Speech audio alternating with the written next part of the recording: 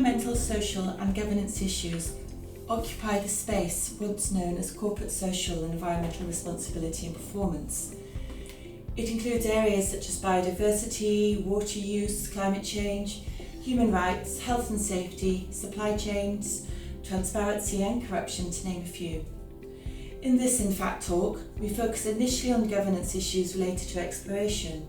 We then return to the Sustainable Development Goals and their potential as a useful and internationally recognised framework to shape and prioritise objectives to manage ESG risks. Particular attention is paid to biodiversity as a key environmental issue and the importance of considering potential impacts from the outset. The talk concludes with a focus on land use conflicts and how external actors, sometimes known as eco-elites, can influence and even initiate conflicts at exploration and all through the mine life.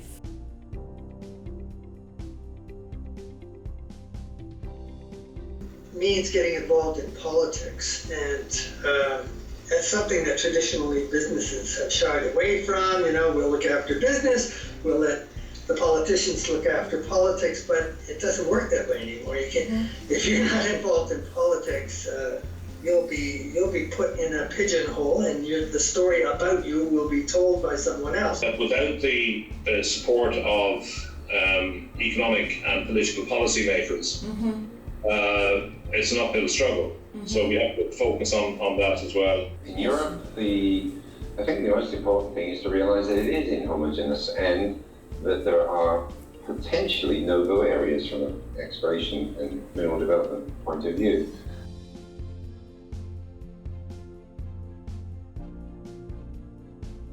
The Sustainable Development Goals give a kind of nice framework of kind of objectives and to be moving, for all stakeholders to be moving in a similar direction with similar goals that have been, globally agreed as being what we'd like to work towards. The United Nations Sustainable Development Goals, I'm not sure that people are going to share our level of excitement. I just don't think that level of awareness is there.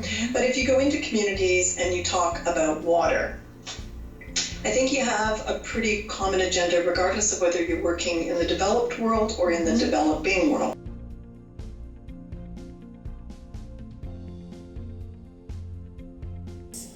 Well, they have to be concerned about these issues because those very activities, either the exploration for or the exploitation of mineral resources, often has direct impacts on biodiversity, simply by the very nature of the type of work that it is. A mine would be attractive for new people coming and seeking employment, and those people then will have their own impacts on biodiversity around them. Failure to take biodiversity into account in the very early stage of a project has often led to major project delays, stricter regulation, reputational damage, and community issues. Or even in some cases determine that the project should not continue, even if it has very valuable resources potentially available, that the cost to society or to nature is determined to be just simply too high to move forward. The final thing that we recommend doing is go through the mitigation hierarchy. So firstly, avoid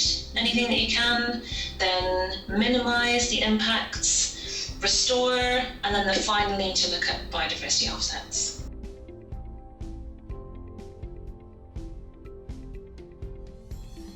And the left-wing elites he calls the Brahmin elites, and they are the ones who are highly educated, maybe not as wealthy, but certainly upper middle class. They'd be in the top 1% globally anyway, but still, maybe in the top 90% or 10%, top 10% in any given country.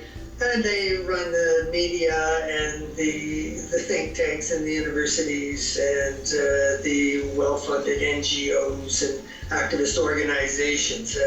And of course they have armies and armies of people who want to help them out and volunteer and work for peanuts, but they are in control of the agenda pretty much. Are there eco-elites? Oh yeah, absolutely there are eco-elites. And Greenpeace would be a very good example. But Greenpeace, have certain lines in the sand. There are certain activities that they're going to object to, no matter where they take place. They will just object to them.